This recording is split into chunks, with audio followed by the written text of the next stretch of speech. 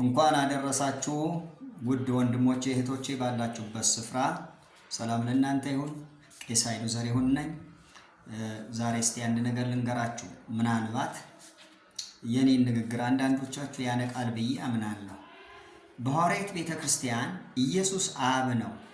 ኢየሱስ አብ ከሆነ አብ ተወለደ፣ አብ ሞተ ስለሚሉ ገና ወይም የኢየሱስ መወለድ ምንም አይመስላቸውም። በዕለቱ ምዕመናን ምንም አይነት ዝግጅት አያደርጉም። ለምን ተብለው ሲጠየቁ የተለየን ነን ይላል። ልክ ነው። በክህደት በምንፍቅና የተለያችሁ ናችሁ፣ በሌላ ግን የተለያችሁ ናችሁ ብዬ አላምንም። ለምን?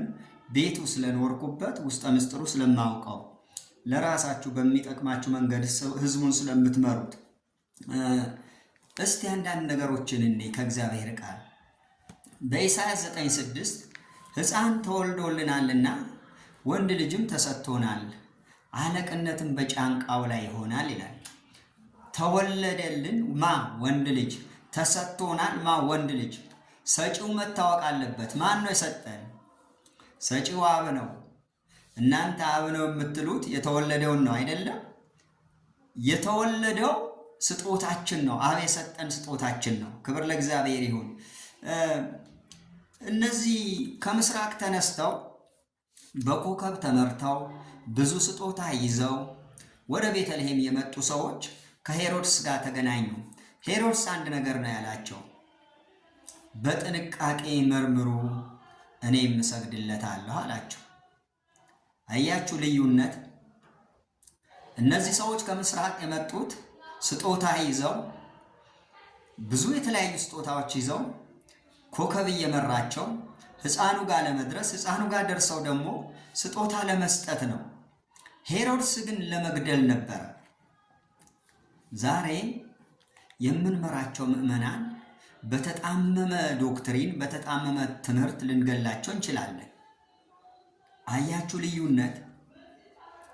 እረኞችም ደግሞ መሰከሩ።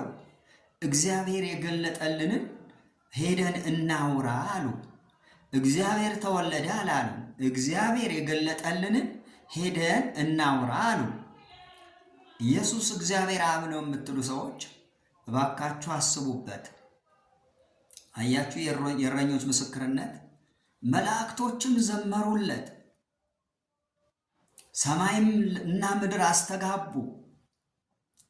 ለዚህ ነው አያችሁ ዶክትሪናችሁ ሰው ፈጠር ስለሆነ እናንተ ያቆማችሁ ዶክትሪን ለማቆም ምዕመኖቻችሁ በውር ድንብር ነው የምትመሯቸው።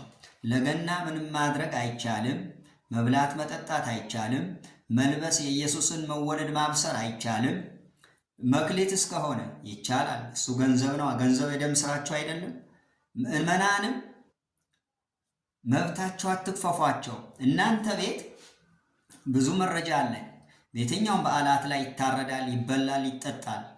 ምዕመኑን ግን አድማ አርጋችሁ በተጣመመ ንግግር አትብላ አትጠጣ በሚል ቋንቋ ህዝቡን አስራችሁታል። መጽሐፍ ቅዱስ እንዴ ሕፃን ነው የተወለደው፣ ሕፃን ነው በቤተልሔም የተወለደው፣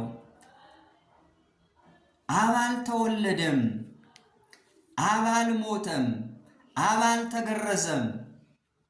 ለዚህ ነው ለራሳችሁ ጥቅም ስትሉ ነው፣ ለራሳችሁ ስትሉ ነው ህዝቡን እንደዚህ በህዝቡ ላይ የምትጫወቱት እንጂ መጽሐፍ ቅዱስ አብ ተወለደ የሚል አንድም ቦታ አይነግረንም። የተወለደው ማን ነው? ሕፃኑ ተወልዷል፣ በቤተልሔም ተወልዷል። ዮሴፍና ማርያም እንክብካቤ አድርገውለታል።